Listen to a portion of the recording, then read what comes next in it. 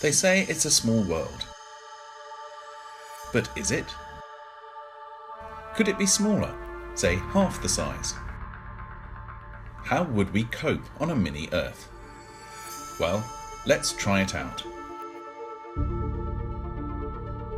One of the first things you'd notice in a half-sized world is a change in the gravity. As gravity is proportional to the width of a planet, in a half-sized world you'd experience half the gravity.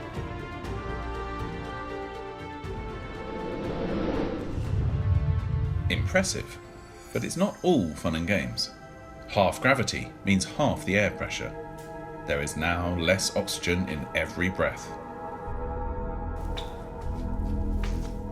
Within a few hours, humanity would be suffering from oxygen deficiency, otherwise known as altitude sickness. But don't give up yet.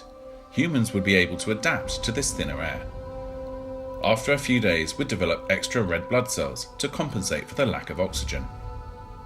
We'd recover just in time to notice the next consequence of a smaller Earth. The Earth has a magnetic field which protects us from solar radiation, which it funnels to the poles.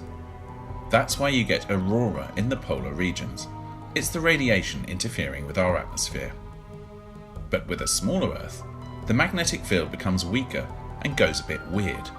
New magnetic poles appearing at the equator. The result? We'd have these polar light shows appearing all over the world.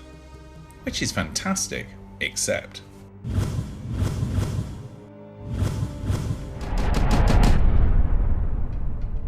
this solar activity also plays havoc with our electrical networks, which would make large-scale blackouts something we'd have to get used to.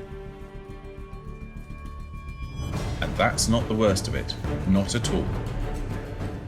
More radiation getting through to our atmosphere, combined with weaker gravity, means the atmosphere will soon lose most of its oxygen. So it's goodbye to us. Eventually, the Earth and its atmosphere would end up far more Martian. It's the curse of smaller planets. They're just not cut out for sustaining life. Best we put it back to how it was. Our small world is quite small enough.